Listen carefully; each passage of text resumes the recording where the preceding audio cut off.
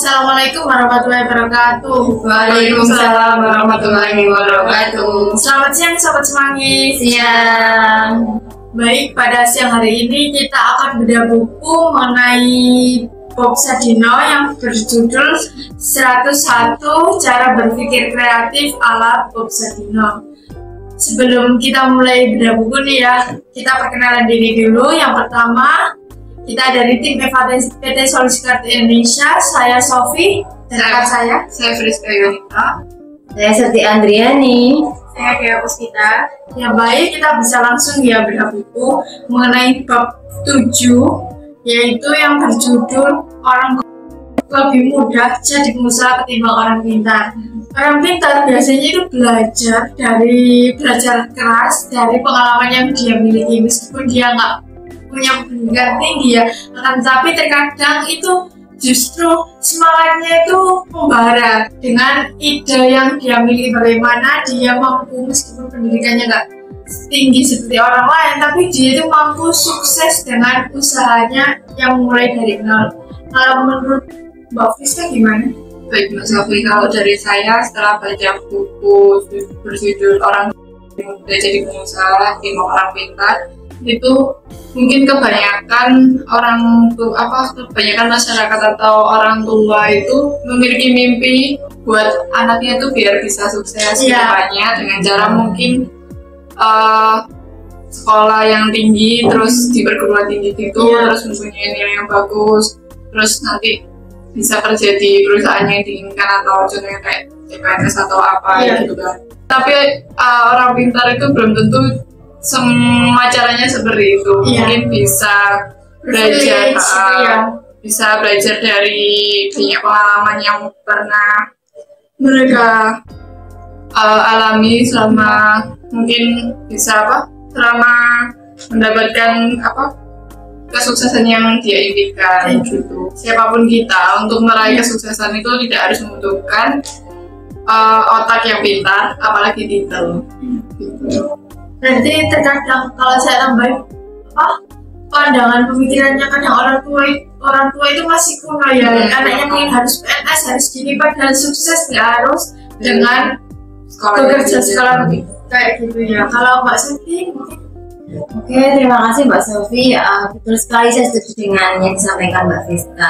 Menurut saya mungkin lebih ke mindset ya. Jadi dari kita kecil orang tua sudah kayak mengsugesti kita sekolah yang rajin, sekolah yang pintar, punya wawasan tinggi, pendidikan tinggi gitu kan. Jadi kalau jalan kita ke depan itu udah diarahkan, saya harus sekolah, saya harus lulus, saya harus bisa bekerja di perusahaan A misalkan. Nah, makanya ini yang dijelaskan dari Bob Sadino di bab 7, orang lebih mudah jadi pengusaha ketimbang orang pintar. Karena memang orang pintar ya fokusnya hanya belajar.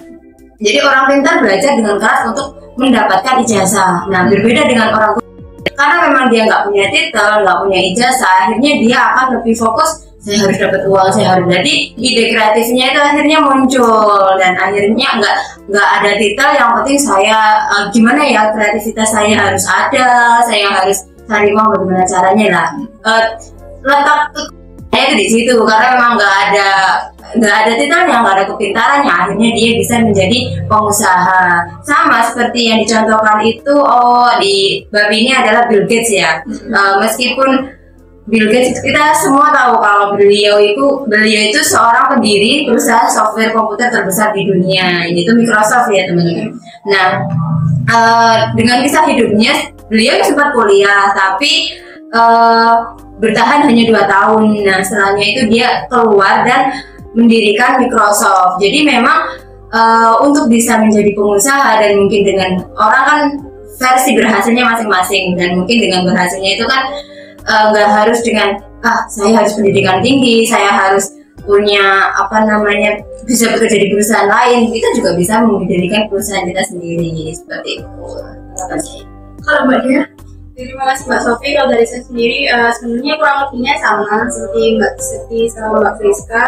Anak-anak atau generasi muda itu sejak kecil udah dibentuk pemikirannya untuk jadi bekerja. Kayak sejak sekolah itu udah dituntut punya nilai yang bagus, terus harus belajar tiap hari, biar nanti bisa kerja di tempat yang bagus dan gajinya juga besar. Seperti kata Om Bob di buku ini juga, kata-katanya gini, orang pintar belajar keras untuk mendapatkan ijazah dan secepat mungkin melamar pekerjaan. Sementara orang bodoh tidak diterima bekerja karena nilainya kan nggak meyakinkan gitu ya. Nah, jadilah orang-orang bodoh itu berusaha mendapatkan uang biar bisa membayar pelamar kerja, yaitu orang-orang pintar. Terus, Kalau saya nambahin tadi ya yang dari Mbak Septi kayak studi kasusnya kan kayak pemilik siapa ini Bill Gates itu dia kan mampu mendirikan Microsoft ya. Kalau saya tambahin nih ada juga pendirinya Facebook yaitu Mark, itu kesuksesannya itu dari hobi yang dia suka. Dengan adanya dia suka internet gaming, dia mampu mendirikan Facebook lah. Kalau bisa kita petik dari hobi yang kita sukai itu terkadang itu bisa menjadi bisnis kita di masa depan yang menghasilkan uang lebih banyak. Jadi untuk sukses itu tidak harus monoton, saya harus belajar pintar, pendidikan tinggi, enggak ya. Yang penting kita tahu basicnya kita mau ke arah mana, apa yang kita suka, dan kita mau menerjun, mau menggali di bidang itu, bisa ada potensi untuk meraih kesuksesan ini. Oke, apakah ada tambahan lain? Kurang lebihnya seperti itu. Sekian dari tim kami, tim FATPT Solusi Kartu Indonesia. Kurang lebihnya kami mohon maaf. Assalamualaikum warahmatullahi wabarakatuh. Waalaikumsalam.